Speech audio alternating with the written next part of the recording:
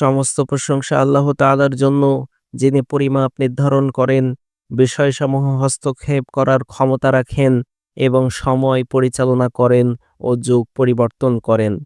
তিনি ভাগ্যের পরিবর্তনকে দিন, মাস, বছরের ভাঁজে ভাঁজে গচ্ছিত রাখেন। তিনি চক্ষু শীতল করা ও বক্ষ প্রশান্ত করা নানাবিধ অনুগ্রহ নেয়ামতে ধন্য করেন। আমি সাক্ষ্য দিচ্ছি আল্লাহ ছাড়া সত্য কোনো ইলাহ নেই। এটি সেই সাক্ষ্য, অন্তর যার স্বীকৃতি দেয়, মুখেও যা উচ্চারণ করে এবং লেখা লাইনগুলো দ্বারা যা আলোক উজ্জ্বল হয়ে ওঠে। আমি আরও সাক্ষ্য দিচ্ছি যে আমাদের নবী মুহাম্মদ সাল্লাল্লাহু আলাইহি ওয়াসাল্লাম আল্লাহর বান্দা ও রসুল, যিনি হেদায়াত, রহমত ও নূর নিয়ে প্রেরিত হয়েছেন। তার উপর, তার পরিবার পরিজনের উপর এবং প্রতিদান ও পুনরুত্থান দিবস পর্যন্ত সুন্দরভাবে তাদের অনুসরণকারী সকলের উপর আল্লাহর রহমত বর্ষণ করুন। অতঃপর ইমানদার ভাইরা, আপনারা প্রকাশ্যে গোপনে মহান ও মহিয়ান আল্লাহর তাকওয়া অবলম্বন করুন, কারণ তাকে ভয় করা তার সন্তুষ্টির সবচাইতে দৃঢ় উপকরণ এবং অনুগ্রহের সর্বপ্রশস্ত প্রবেশদ্বার। এটি এমন ব্যবসা যা ক্ষতির মুখে পড়ে না, এটি এমন পাথেয় যা নিঃশেষ হয় না, এটি এমন আনন্দ যা বিচ্ছিন্ন হয় না। আর এটি চিরস্থায়ী পরকালীন নিয়ামতের পূর্বেই ইহকালীন জীবনে নগদ নিয়ামত। আল্লাহ তাআলা বলেন, ইয়া আইয়ুহাল্লাযীনা আমানু ইন তাত্তাকুল্লাহা ইয়াজআল লাকুম ফুরকানা ওয়া ইউকাফির আনকুম সাইয়্যাতিকুম ওয়া ইয়াগফির লাকুম ওয়াল্লাহু যুল ফাদলিল আযীম। হে ঈমানদারগণ, যদি তোমরা আল্লাহকে ভয় করো, তাহলে তিনি তোমাদের জন্য সত্য মিথ্যার পার্থক্যকারী স্থাপন করবেন, তোমাদের অপরাধসমূহ ক্ষমা করবেন এবং তোমাদেরকে মার্জনা করবেন। আর আল্লাহই হলেন মহা অনুগ্রহের অধিকারী। দ্রুতবেগে দিনসমূহ অতিবাহিত হওয়া এবং বছরগুলো গত হয়ে যাওয়ার মাঝে রয়েছে বুদ্ধিমানের জন্য শিক্ষা ও জ্ঞানীদের জন্য উপদেশ। সে পরিস্থিতিতে মুমিন ব্যক্তি চিন্তায় নিমগ্ন ব্যক্তির মতো করে দণ্ডায়মান হবে এবং উপদেশ গ্রহণকারী ব্যক্তির দৃষ্টির মতো করে দৃষ্টিপাত করবে। অতঃপর সে আগত সময়কে বিগত দিনের সাথে তুলনা করবে, কেননা সে নিশ্চিতভাবে জানে আজকের দিনটি অবশ্যই গতকালে পরিণত হবে। আজকের স্বরলিপি ধীরে ধীরে ক্ষীণ আওয়াজে রূপান্তরিত হবে। আমাদের সতেজ বছরটি বিগত বছরের সাথে কতই না সাদৃশ্যপূর্ণ। আমাদের আজকের বর্তমান দিনটি চলে যাওয়া গতকালের সাথে কতই না সামঞ্জস্যপূর্ণ। যেন যুগের পালাবদল জাতাকলের চাকার ঘূর্ণনের মতো হয়েছে এবং কালের অবশিষ্ট সময় দ্বিপ্রহরের সূর্যের অবস্থানের অনুরূপ হয়েছে। এটি আল্লাহর অমোঘ নিয়ম। ধরনীর সৃষ্টির মাঝে তিনি যার ফায়সালা করে রেখেছেন। কোনো কালেই অবস্থা স্থির স্থায়ী হয় না, তথাপি জীবন তার অধিকারীকে নিয়ে পরিবর্তিত হতে থাকে। এতে যারা অবস্থান করছে তাদেরকে নিয়ে ত্বরান্বিত হতে থাকে। এক পর্যায়ে আল্লাহর সাক্ষাতে জীবনের ভ্রমণ শেষ হয় এবং বয়সের চলার সমাপ্তি ঘটে। আল্লাহ রাব্বুল আলামিন বলেন, ইন্না ইলাইনা ইয়াবাহুম, নিশ্চয়ই আমার কাছেই প্রত্যাবর্তন। অন্য জায়গায় আল্লাহ তাআলা বলেন, ওয়া ইলা রব্বিকাল মুনতাহা, আপনার প্রতিপালকের কাছেই প্রত্যাবর্তন।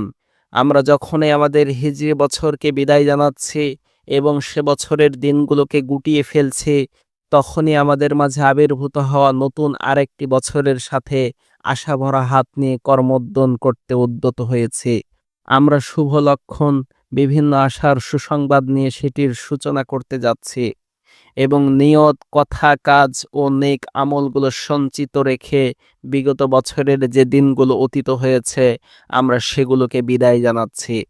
আমরা সে বছরের বিদায়ের সাথে সাথে কল্যাণের এক বিরাট মৌসুমকে বিদায় জানিয়েছি, যে মৌসুমে আল্লাহ মুসলমানদের উপর ইসলামের মহানতম নিদর্শন ও তার মহত্বের ভিত্তি পালনের দ্বারা অনুগ্রহ করেছেন। এখন আমরা আল্লাহর মাসসমূহের মাঝে মুহাররম মাসকে অভ্যর্থনা জানিয়েছি। কল্যাণের মৌসুম সমূহ ধারাবাহিকতায় একই বৃত্তে যুক্ত, কাছাকাছি সময়, একটি মৌসুমের পর আরেকটি মৌসুম। এটি আল্লাহর সেই পবিত্র মাস যার সম্পর্কে নবী করিম সাল্লাল্লাহু আলাইহি ওয়াসাল্লাম বলেছেন, তোমরা যে মাসকে মুহররম নামে অভিহিত করো, রমজানের পর আল্লাহর কাছে সেই মাসের সিয়াম পালন করা সর্বোত্তম নফল সিয়াম। এই হাদিসের বাহ্যিক অর্থ এটি বোঝায় যে আল্লাহর পবিত্র মাসসমূহের সিয়াম পালন করা রমাজানের পর শর্তহীন নফল ইবাদত সমূহের মাঝে সর্বশ্রেষ্ঠ নফল ইবাদত।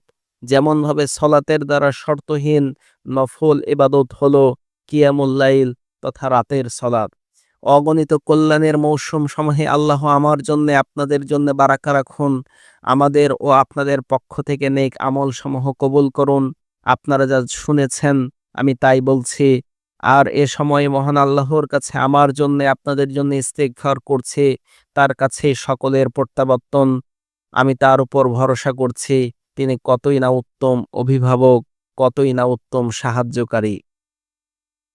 সমস্ত প্রশংসা সেই আল্লাহর জন্য, যিনি প্রশংসার মালিক ও কৃতজ্ঞতার হকদার, যিনি সীমাহীন দান করেন এবং বান্দাদের রহমতের চাদরে আবৃত করেন। এমন প্রশংসা যা মেঘের প্রবল বর্ষণের মতো অবারিত, যার ফল সুমিষ্ট এবং দীপ্তিতে যা আলো ঝলমলে। সালাত ও সালাম বর্ষিত হোক সৃষ্টির সেরা ও শেষ নবী আমাদের নবী মুহাম্মদ সাল্লাল্লাহু আলাইহি ওয়াসাল্লামের উপর, তার পরিবার পরিজন, পবিত্র ও শ্রেষ্ঠ সাহাবীদের উপর। অতঃপর হে ঈমানদারগণ, পুরুষ ও নারীগণ, নিশ্চয় আল্লাহ আপনাদেরকে এই মর্যাদাপূর্ণ ও পবিত্র স্থানসমূহে আগমনের সৌভাগ্য দান করেছেন।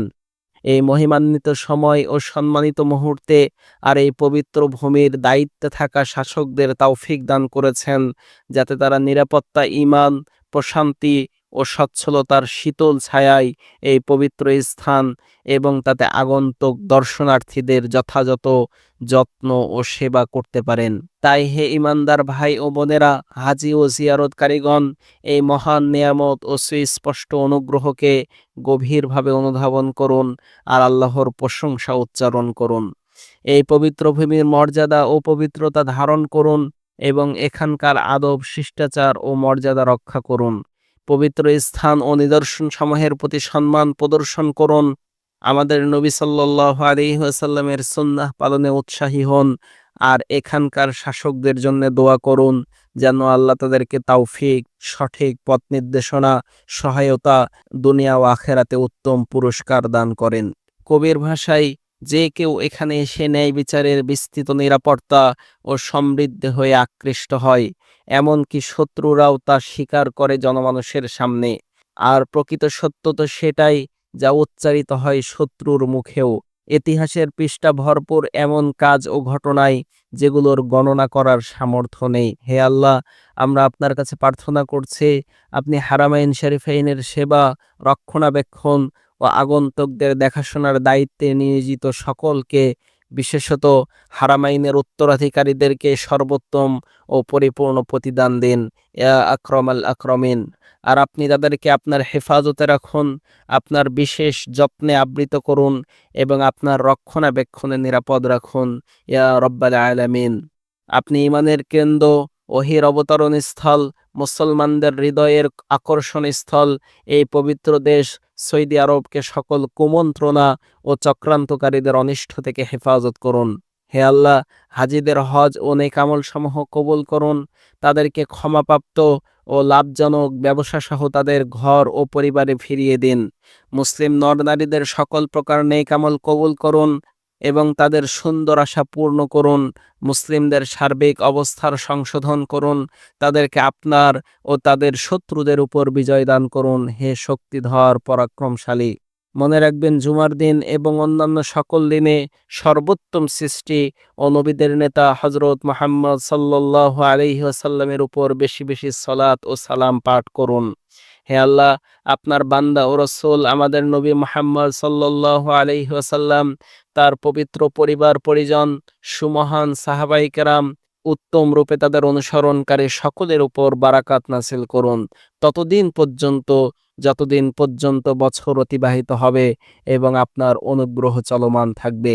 হে আল্লাহর বান্দারা, তার শুকরিয়া আদায় করে আপনাদের রবের অনুগ্রহ ধরে রাখুন। তার আদেশ মেনে চলার মাধ্যমে তার নিয়ামত রক্ষা করুন এবং তার কাছে দোয়া করুন, তার জিকিরে নিমগ্ন থাকুন। সুবহানাকা রাব্বিকা রাব্বিল ইজ্জাতি আম্মা ইয়াসিফুন ওয়া সালামুন আলাল মুরসালিন ওয়ালহামদুলিল্লাহি রাব্বিল আলামিন। এই খুতবায় আল্লাহর প্রশংসা ও তাওহীদের সাক্ষ্য দিয়ে শুরু করে নবী করিম সাল্লাল্লাহু আলাইহি ওয়াসাল্লামের উপর দরুদ পাঠ করা হয়েছে। অতঃপর মুমিনদের আল্লাহভীতির নির্দেশ দিয়ে বলা হয়েছে, তাকওয়াই হলো সফলতার চাবিকাঠি ও নিয়ামতের উৎস। সময় অতিবাহিত হওয়ার গুরুত্ব এবং তা থেকে শিক্ষা নেওয়ার আহ্বান জানিয়ে বলা হয়েছে, প্রত্যেক বছর দিন শেষ হয়ে যায়, আর মানুষের উচিত তা থেকে আত্মজিজ্ঞাসা ও ভবিষ্যতের প্রস্তুতি নেওয়া। জীবনের গন্তব্য হলো আল্লাহর কাছে ফিরে যাওয়া। এরপর হিজরি নববর্ষ মুহররম মাসের ফজিলত তুলে ধরা হয়েছে এবং নবী সাল্লাল্লাহু আলাইহি ওয়াসাল্লামের হাদিস অনুযায়ী রমাজানের পর মুহররম মাসে সিয়াম পালন করাই সর্বোত্তম নফল ইবাদত। খুতবার শেষাংশে পবিত্র ভূমি হারামাইন শরীফাইনের মর্যাদা, নিরাপত্তা, সেবার গুরুত্ব উল্লেখ করে শাসকবৃন্দের জন্য দোয়া করা হয়েছে। মুসলিম উম্মার কল্যাণ, হজ পালনকারীদের জন্য মাগফিরাত এবং সকল মুসলিমদের বিজয় ও শুদ্ধতার জন্যে প্রার্থনা করা হয়েছে। অতঃপর নবী সাল্লাল্লাহু আলাইহি ওয়াসাল্লামের উপর সলাত ও সালাম পাঠের গুরুত্ব স্মরণ করিয়ে সকলকে আল্লাহর আনুগত্য, কৃতজ্ঞতা ও দোয়ার মাধ্যমে তার নিয়ামত রক্ষার আহ্বান জানানো হয়েছে।